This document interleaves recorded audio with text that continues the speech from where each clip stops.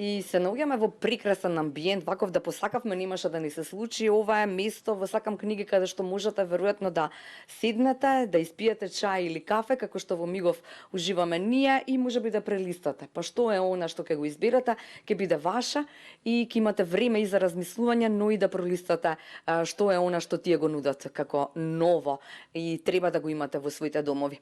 Далибор Трајков е нашиот следен соговорник. Закопана вистина е неговиот роман. Дојдовте утро во Откавадарци. Денеска имавте слободен ден на работа. Имате работа која што нема врска со пишувањето, но има врска со темите кои што секако се обработуваат. Ви благодарам за присуството сега и кажете ми, веројатно во Сакам книги, ако се задоволни, вие уште позадоволено до на што велат читателите за Закопана вистина. Да, пред се ви благодарам на поканата, ги поздравувам вашите гледачи на утринската програма, значи на телевизија Телма. Да, вистинско задоволство е да се пишува. Коментарите на самите читатели ме прават среќен и затоа испаѓам од една друга професија, значи за да се релаксирам со самото пишување. Закопана вистина. Треба да кажеме нешто, ама да не откриеме се. Да ги заскокуткаме, како велат луѓето, да дојдат и да ги отворат страниците на овој ваш роман и да видат што се крие внатре. Значи, Закопана вистина е една приказна која што е, како што рековте, да не откриеме на самите читатели, на оние кои што ја нема читано. Значи, Закопана вистина е една приказна за една потрага на млада девојка, правничка, по нејзините биолошки родители. Самата приказна започнува од првата страна на книгата, започнува со една посета на една жена која го бара своето дете, бебе кое го дала на посвојување, и баш таа ќе се обрати кај младата правничка Софија, и пошто Софија како посинето дете ќе ја трогне тоа барање на самиот клиент, и таа ќе почне по својата потрагата по своите биолошки родители. Така е. Доволно е тоа за да, нели, за да ги натераме можеби сите оние кои што се дел сега од утринска на Телма да им кажат на другите дека ова е нешто кое што треба да се прочита. Мене знаете што друго ме импресионира, што во последно време сме свидоци на млади, на македонски автори кои што некако како дожд ни дојдоа, нели? И треба да бидеме срекни затоа што создаваме нова една енергија во однос на македонската литература. Како е пишувањето за некој кој што е инспектор, кој што нема врска, да речеме, со, нели, вашата основна работа нема врска со пишувањето. Велите пишувањето ме одмора и релаксира, но веројатно пак работата ви дава можност нешто и да пресилите таму. Да, секако. Значи работата е придонесува пишувањето, не можам тоа да го исклучам, па некогаш придонесува позитивно, затоа што ги користам самите приказни, самите доживувања на народот, значи нивните судбини. Од друга страна, некогаш значи да влие и негативно, поради тоа што знаете, полициската работа, инспекторската работа некогаш знае да влие на самото расположение, некогаш знае да имаме психички замор и да не ни дозволува да пишуваме кога ние ќе посакаме. Што се однесува тоа што го кажав и претходно, дека навистина мене ме релаксира пишувањето и затоа и сакам да продолжам да пишувам понатаму.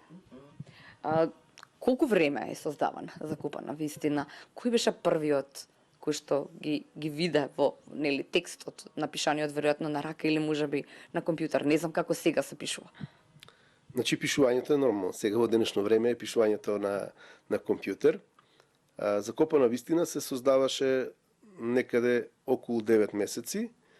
Таа приказна, мислам, 9 месеци до нејзиното завршување. Од тие 9 месеци имав неколку паузи поради работните обврски кои ги имав надвор од моето место на живење, одреден период, и малце тоа ме одолговлечи, но сепак не е многу кога ќе се има во предвид, бидејќи тоа е мојата прва книга и мислам дека за релативно брзо време се создаде како роман. Да. Кој прв го виде текстот, делото? Па прв ги виде мојата сопруга, од неа имам безрезервна поддршка. Таа прва ги прочитава моите текстови. некои ги има и некои други може тоа да го прочитаат пред да биде објавена, така некои колеги мои од работа. И првите нивни позитивни коментари и се беа нивните и се надевав дека понатаму ќе биде прифатена и од другите читатели кога ќе биде издадена. И сега убаво е кога ќе се издаде и кога ќе има добри критики, нели? Што ве прашуваат вас? Што се муабитите на луѓето со кои што вие комуницирате, а го прочитале романот? Па во главном досега сите коментари се позитивни. Јас најчесто инсистирам тие да бидат конструктивни, не сум конструктивни, реални коментари и да ми кажат што е тоа што им недостасува или пак не им се допаѓа во самата книга. Досега сите се позитивни и мислам дека до некаде се и тоа и објективните нивни коментари, бидејќи поред тоа го гледам како што гледам каква е заинтересираноста за самата книга и се повеќе заинтересираноста расте, истата е се почесто објавувана на социјалните мрежи, на тие групи книжевни и затоа мислам дека е прифатена.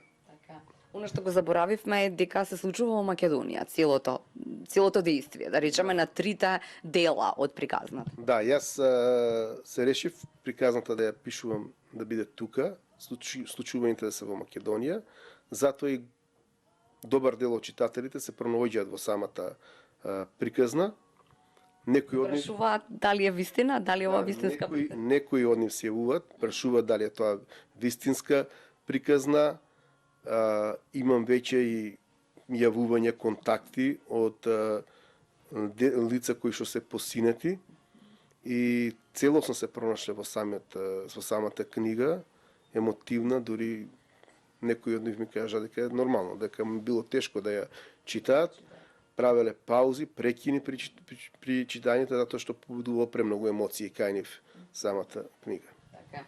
Не застанувате овде. Ако е ова првиот роман, сте пишувале предходно и раскази, поезија, како што ми кажавте пред овој разговор, што ќе следува, што е она што сега се создава?